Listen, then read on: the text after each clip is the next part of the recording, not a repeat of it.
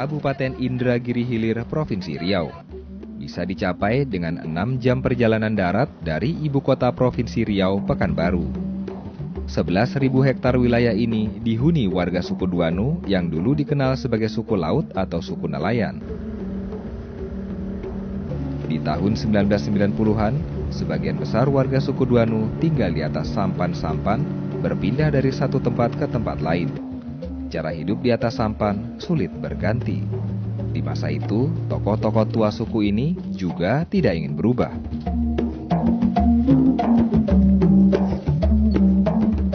Tantangan yang paling terberat itu sebenarnya dari dalam. Kenapa dari dalam itu sendiri, dari suku Duanu itu sendiri? Karena latar belakang pendidikan. Perubahan cara hidup suku ini akhirnya terjadi dengan pesat berkat tekad seorang tokoh muda kala itu, Sarpan Firmansyah.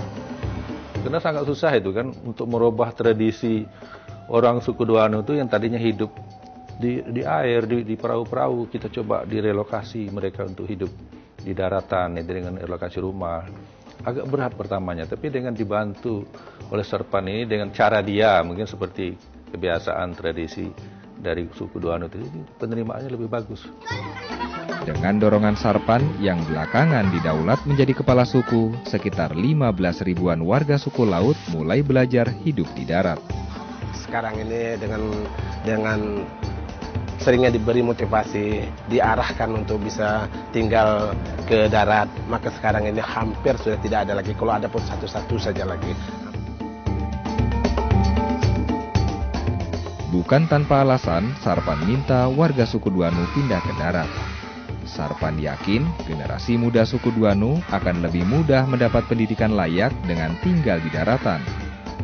Karena di darat, mereka akan menemukan banyak suasana-suasana baru.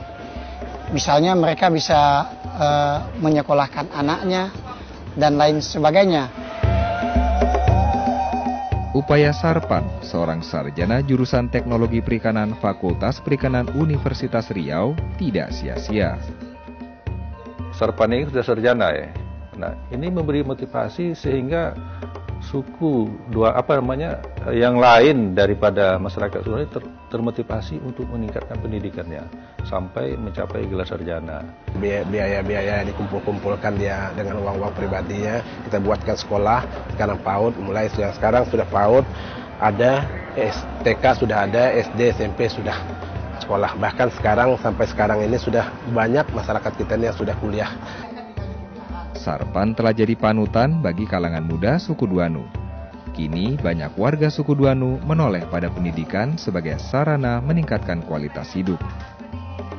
Mulai ada sekolah, kalau dulu banyak tidak ada, kurang pendidikan, sering dipengaruhi, bermacam-macam, dirongrong orang membawa, umpamanya begini-begini, diikuti karena tidak ada pendidikan. Tapi alhamdulillah sekarang ini Pak, banyak anak-anak Duanu kami sudah mahasiswa. Beliau sebagai motivasi bagi saya. Mungkin karena beliaulah saya termotivasi untuk berkuliah, dan dengan cara beliaulah saya bisa berpikir dan bersabar, berpikir dan terus untuk maju. Setelah semakin banyak generasi muda bersekolah, warga suku laut ingin terus beranjak maju. Tahun 2002, melalui pertemuan akbar, para tetua suku bersepakat secara resmi memilih nama Duanu sebagai nama suku. Nama Duanu telah dikenal di zaman Belanda. Masa itu, Duanu bisa diartikan sebagai penarik pajak. Di masa kejayaan Kerajaan Riau, warga suku ini memang dikenal sebagai penarik upeti atau pajak.